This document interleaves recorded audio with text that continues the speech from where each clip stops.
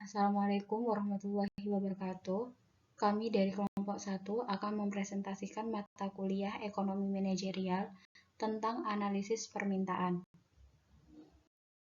Yang pertama yaitu fungsi permintaan. Permintaan dapat didefinisikan sebagai banyaknya barang atau jasa yang mau dibeli oleh konsumen pada berbagai tingkatan harga. Fungsi permintaan yang pertama ada pendekatan utilitas. Utilitas adalah kepuasan konsumen yang diperoleh dari pengkonsumsian barang-barang atau jasa. Pendekatan utilitas mengasumsikan bahwa kepuasan dapat diukur secara pasti, di mana konsumsi dapat meningkatkan utilitas total. Yang kedua ada pendekatan kurva indiference. Pendekatan kurva indiference menggunakan pengukuran ordinal dalam menganalisis pilihan konsumen dan mengukur fungsi permintaan. Kurva indiference menyatakan bahwa manusia memiliki preferensi dan pilihan konsumsi yang digambarkan melalui kurva indiference, serta keterbatasan anggaran yang digambarkan dengan garis anggaran. Kemudian yang ketiga ada pendekatan atribut.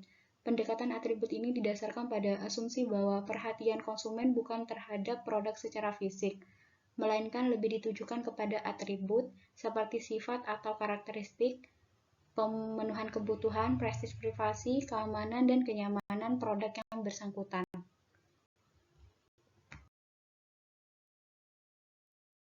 Fungsi kurva permintaan menunjukkan hubungan antara harga produk dengan jumlah produk yang diminta.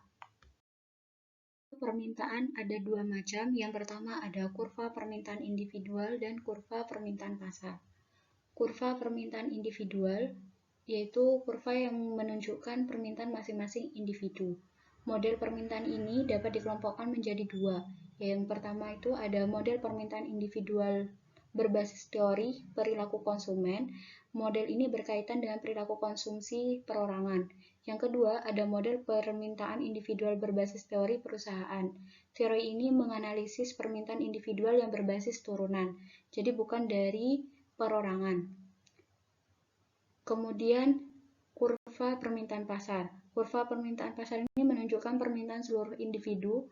Fungsi dari permintaan pasar adalah untuk menunjukkan hubungan antara jumlah produk yang diminta dengan semua faktor yang mempengaruhi permintaan tersebut. Selanjutnya, karakteristik dan fungsi permintaan. Elastisitas permintaan merupakan konsep pengembangan dari analisis permintaan.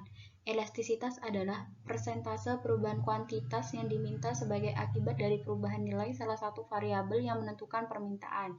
Contohnya harga produk, pendapatan, harga barang lain, kredit, jumlah penduduk, dan lain-lain. Elastisitas merupakan salah satu ukuran derajat kepekaan yang sering digunakan dalam konsep analisis permintaan. Selanjutnya, konsep pengembangan analisis permintaan.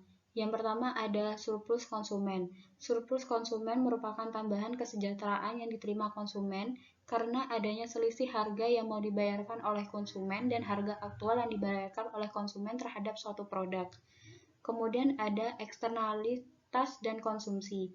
Implikasi konsep eksternalitas konsumsi dalam keputusan manajerial itu adalah perlunya perusahaan mempertimbangkan eksternalitas baik positif maupun negatif dari suatu produk yang akan dikonsumsi masyarakat.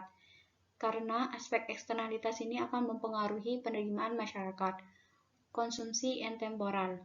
Konsumsi intemporal adalah pilihan keputusan konsumen dalam membelanjakan dan mengatur pengeluaran dalam periode waktu sekarang maupun pada masa yang akan datang.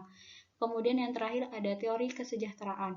Fungsi kesejahteraan masyarakat adalah ukuran agregatif kesejahteraan masyarakat dengan berdasarkan pada kepuasan masing-masing anggota masyarakat. Mungkin cuma ini saja penjelasan dari kelompok kami. Kurang lebihnya mohon maaf.